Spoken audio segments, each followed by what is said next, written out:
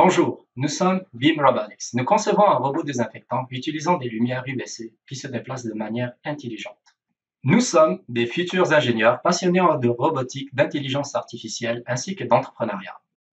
Depuis l'apparition du Covid-19, nous n'avions cessé de penser comment contribuer à améliorer la situation que nous vivons tous. Ainsi, nous avions décidé d'entamer le projet que l'on va vous présenter. Mon nom est Mazir Wanes et voici mon partenaire et cofondateur Mike Shahar.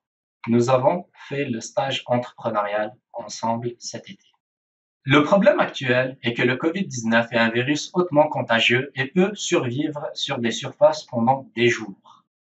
Les protocoles de désinfection actuels ne sont pas suffisamment élevés.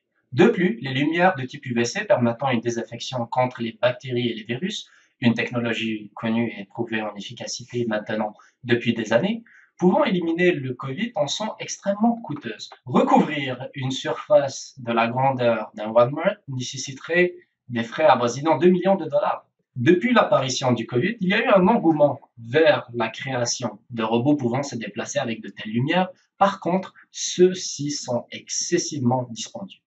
Le UVD Robot est un produit danois, par exemple, qui a été acquis par le centre hospitalier de santé McGill, avoisine plus de 90 000 dollars.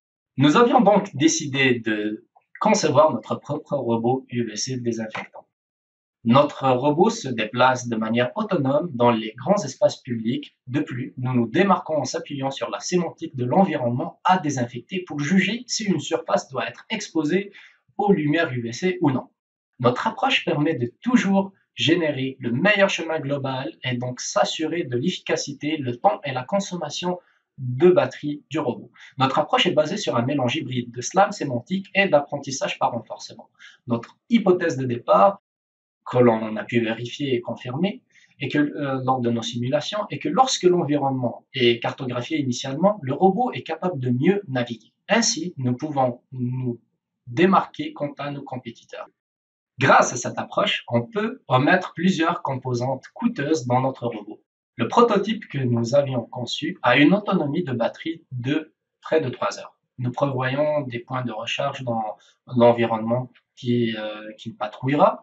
Et de plus, les lumières de type UVC que nous prévoyons utiliser sont les plus optimales et les moins nocives pour les êtres humains. Le marché auquel nous nous attaquons est le marché du nettoyage industriel, qui avoisine les 60 milliards de dollars.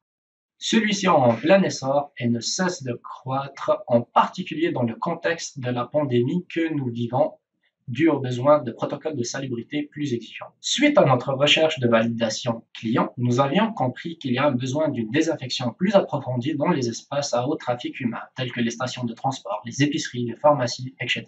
En effet, 92% des potentiels clients que nous avions contactés expriment un besoin d'un service de désinfection plus approfondi et ils sont ouverts vers l'utilisation de lumières de type UVC.